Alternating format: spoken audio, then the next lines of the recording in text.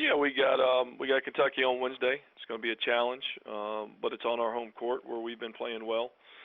And then we got Mississippi State in a return game on Saturday. They beat us down in Starkville in a close game, and so looking forward to the return on that one. Our first question is from Larry Voss of the Danville Advocate Messenger. Yeah, morning. Can you just talk a little bit about the way that Chris Denson has been playing? Yeah, he's a guy that can score the ball in a variety of ways.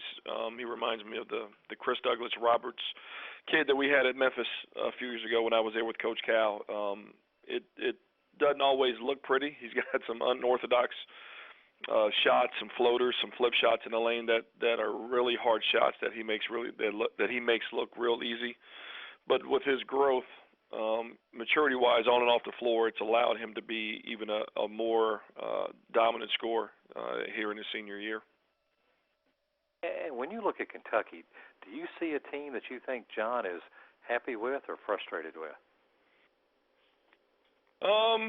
Neither. I mean, his challenge every year, especially with these young kids, is to continue to help them grow, and that's what he's done with this team. I mean, it's from where they started the year to where they are now. They're so far ahead, but they're continuing to grow and they're continuing to get better. So, I don't think he's frustrated. I don't think he's happy. I think he's just somewhere along the process of helping this team, like he does with all of his teams, get to the point where they're playing their best basketball as they get here late in the season, and they're starting to do that. Thank you.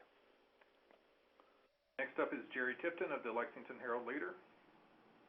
Tony, I'm wondering how you'd like your big guys to contribute more at both ends of the court. Well, our little three-game stretch where we won, our bigs played really well. They contributed on both ends of the floor, rebounding, blocking shots, and scoring, whether it was on offensive rebounds and occasional post-up. But this last game against LSU, they did not contribute, and that's why we lost the game. We got dominated on the interior, and so that's a concern headed into this game against Kentucky. And I was going to ask you to compare the challenge of containing Kentucky's bigs with LSU's bigs. Very, very similar. A lot of guys on both teams along the front line that you're going to see in the NBA one day. So it's a very similar challenge. Thanks. Next is Mark Murphy of the Inside the Auburn Tigers. Yeah, Tony, could you talk about Taj's development? It seems like he's still getting better as the season goes on. Yeah, he's wise beyond his years as a basketball player. He's not afraid of anything. He's not afraid of the moment.